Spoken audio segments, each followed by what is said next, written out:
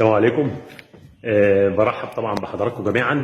النهارده معانا نموذجين مميزين جدا وفيهم حاجه جديده يمكن اول مره ننفذها، وهي طلبت مننا بفضل الله عز وجل بناء على الفتره اللي فاتت. خلال السنه اللي فاتت ديت طبعا احنا بنبقى متابعين مع الناس اللي ركبت لوحات مع اي مشاكل قابلتهم، فبدانا نحط على ايدينا على مشكله، والحمد لله بدأنا في توعية الناس وبدأنا ننفذها اوريدي في أول نموذجين معانا. تعالوا أعرفكم. طيب نشوف مع بعض النموذجين اللي أنا قلت لكم عليهم. طبعا دول اثنين نموذج بفضل الله عز وجل متر في 70.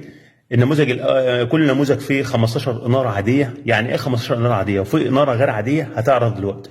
5 تكييف، 3 حصان، تمام. 5 خط إنارة بروفايل. الله، أنت ليه فصلت الإنارة عن العادي؟ هشرح لكم كل حاجه بالتفصيل بفضل الله عز وجل. سويتش جارد بقى طبعا لحمايه اللوحه والراوتر، واللوحتين بفضل الله هيتشحنوا على المنيا. طيب احنا طبعا بفضل الله عز وجل وده كرم ربنا علينا خلال السنه اللي فاتت بفضل الله عز وجل عملنا لوحات لفت الجمهوريه مصر العربيه كلها الحمد لله بفضل الله. فطبعا الناس اللي ركبت في بدايه الامر ما كناش بنحط سويتش جارد لو تفتكروا، تمام. في بدايه الامر ما كناش بنحط سويتش جارد. طبعا مع الوقت وكلام من ده وقطع الكهرباء وكده اثر على القطع، فبدانا الحمد لله بعدها على طول بدانا نحط سويتش جارد عشان نحمي اللوحه بتاعتنا من الانقطاع المتكرر للتيار الكهربائي، او لا قدر الله الكهرباء علت الكهرباء وطت، السويتش جارد يقدر يحمي لك اللوحه. طيب ايه المشاكل الثانيه اللي واجهتنا؟ طبعا بقى ايه اللي حصل في مشكله القطعه؟ انتوا عارفين طبعا ان خطوط البروفايل عليها احمال بتبقى احمالها عاليه، تمام. فاخواتنا الفنيين بيقول لك ده خط اناره. طيب خط الاناره ده بيبقى سبوتات، اضاءه مخفيه، نجفه، حاجات احمال. لكن البروفايل ساعات بيبقى الاحمال بتاعته زي ما انتم عارفين بيبقى بال 400 واط و 300 واط الخط الواحد ممكن. فطبعا بيتحمل على القطعه، واحنا زي ما قلنا قبل كده القطعه بتتحمل لحد 4 امبير الخط الواحد بتاعها. طيب من الصدى بقى للصيانه اللي جات لنا في القطع، مشينا ورا الموضوع دوت وتتبعنا الموضوع خطوه خطوه، عرفنا ان المصدر كله جاي من البروفايل، من البروفايل. فبدانا ننزل فيديوهات عندنا الحمد لله على الصفحه ان خلي بالكم البروفايل دلوقتي بيتعامل معامله الكوندكتور. يعني ايه معامله الكوندكتور؟ يعني حمل. يعني انا دلوقتي بعتبره داخل اللوحه بتاعتنا ما هو الا حمل. اي حد عنده خط بروفايل يعرفنا بيه عشان ادخله جوه الكوندكتور حمل.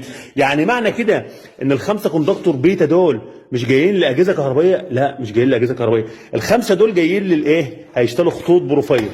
طب ليه التكلفه العاليه دي قوي يا عم وما الدنيا سهله وجميله وكلف العميل ليه؟ اقول لك انا ليه كلف العميل؟ لان احنا اتعودنا وكل الناس حبايبنا اللي بيتابعونا واخواتنا الفايين اتعودنا ان احنا نعمل الشغله مره واحده ونعملها صح الصح، ومش كل شويه العميل يتصل بينا يبقى عنده مشكله.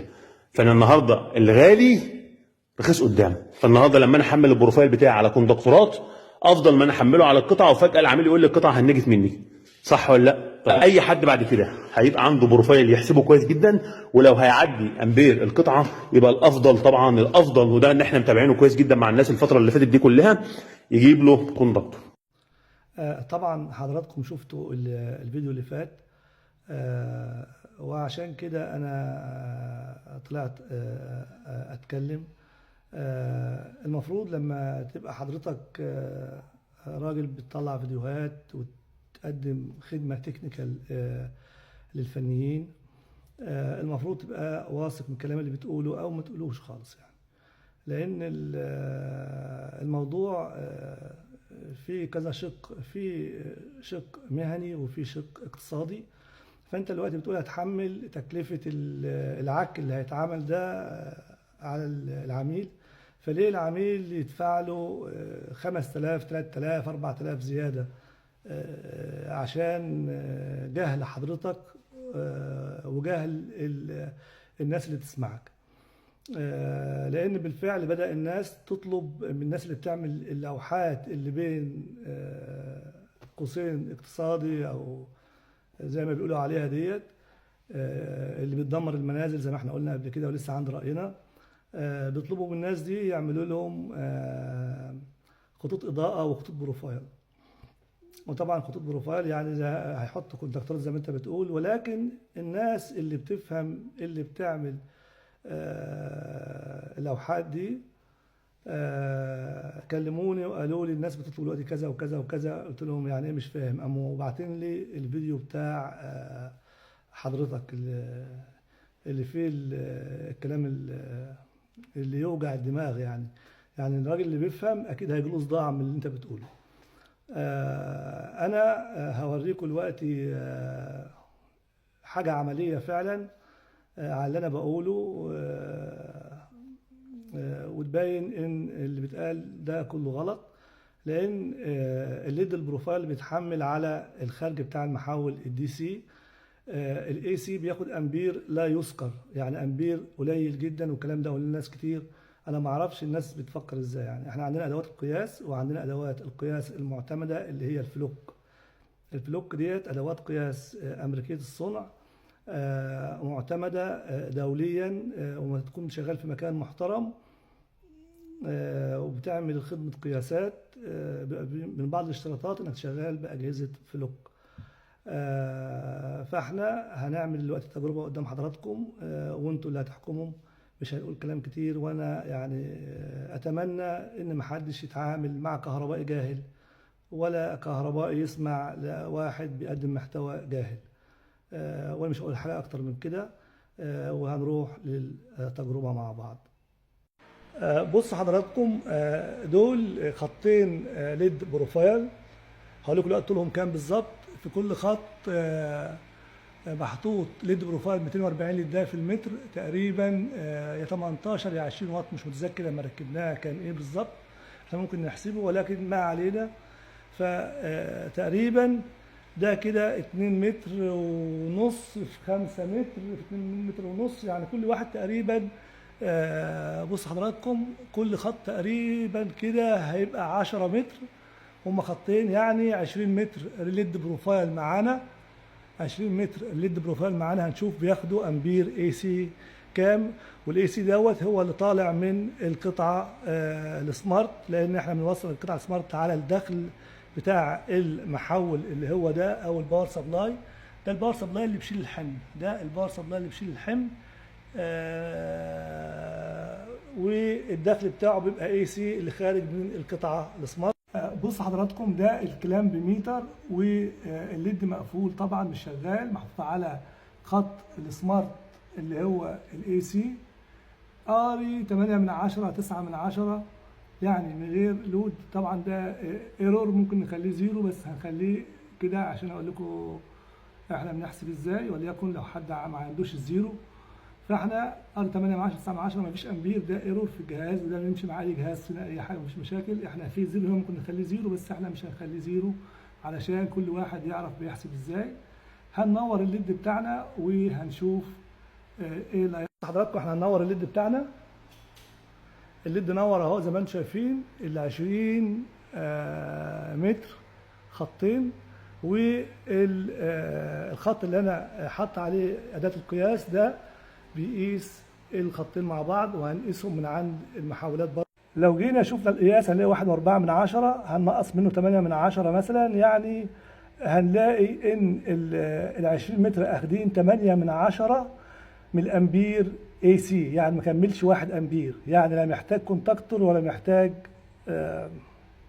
مش عايز اقول كلمه وحشه، تمام. وطبعا في بعض الناس قالوا لي ان ساعه الستارت بياخد امبير عالي. احنا هنجرب الوقت الستارت. هنطفي الخط ده اهوت. طفينا الخط ده اهو، هيرجع 8 من 10 او 9 من 10 ايا كان. انا هشغل الوقت وهنشوف هل في تيار ستارت. ده مش موتور عشان ياخد ستارت، ولا مكثفات بتعمل الكلام اللي بيتقال عليه ده. بص حضراتكم، شغلت انا اهو تاني، بادئ وبيرفع، بيشتغل جريدو لحد ما خد الحمل الكامل 1.4 من 10 تاني. اذا لا في تيار بدء، ولا في حاجه بتاثر، ولا هنركب كونتاكتور عشان الليد بياخد امبيرات عاليه، ولا الكلام الفارغ ده كله. وكلام عمله قدام حضراتكم. هنقيس من عند المحولات برضه عشان نشوف نفس القياس هو. دي حضراتكم المحولات او الباور سبلاي اللي بيغذي ده، بيغذي الخط ده، وده اللي بيغذي الخط ده، ومدخل لهم الاثنين، اخدين الاثنين باور اي سي اللي احنا كنا بنقيسه هناك. الاثنين دولت هم الباور اي سي اللي رايح هناك، واللي داخل على المحولين الاثنين دول. فلو بصينا كده هنلاقي القرايه 1.4 من 10 زي ما احنا كنا قرينا هناك. ده الاي سي. لو بصينا الدي سي، ده الدي سي اهوت. هنجيب الكلام بميتر على الدي سي وهنقيس، هنلاقي الخط ده اخد تقريبا 6.3 6.4، والخط الازرق ده اخد تقريبا السالب اخد 5.5، يعني اخد 14 امبير 13 امبير من الدي سي، ولكن اخد من الاي سي 8/10، الاي سي اللي متركب على القطعه السمارت. اذا حضراتكم زي ما شفنا كده بالقياسات العمليه ان البروفايل ما بياخدش امبير عالي ولا حاجه زي الناس ما بتقول. انا ما اعرفش هم بيركبوا اي نوع من انواع البروفايل او الخامات اللي هم جايبينها بتبقى خامات عامله ازاي. احنا عندنا بروفايل شغال زي الفل، والامبير بتاعه زي ما انتم شفتم. مش محتاجين لا نركب كونتاكتور ولا نعمل خط اضاءه عادي وخط اضاءه مش عادي زي ما بيقولوا. طبعا الكلام ما ينفعش يتاخد على عواهله كده واي كلام في اي خط في اي رزع. وانا بناشد الناس العملاء ما تدخلش كهربائي ما بيفهمش يعمل لك شغل في المكان بتاعك، لانه هيبقى واقف عليك بخساره. في ناس موجوده في السوق محترمه جدا وبتفهم، وفي ناس بتقول المهندسين ما لهمش لازمه. اي نعم في مهندسين خايبين، لكن برضه في مهندسين شاطرين جدا. فانت لما تيجي تعمل شغل هات راجل محترم بيفهم. انا ما بكلمش سواء مهندس او غير مهندس او فني، في فنيين قدراتهم تفوق المهندسين، بس لازم يكون راجل بيفهم. احنا مالناش، هنسيب التعليم ده على جنب، ولكن هنشوف فن الصنعه. فن الصنعه ده بيبقى في الفني والمهندس والكلام ده ايه الحدود بتاعته؟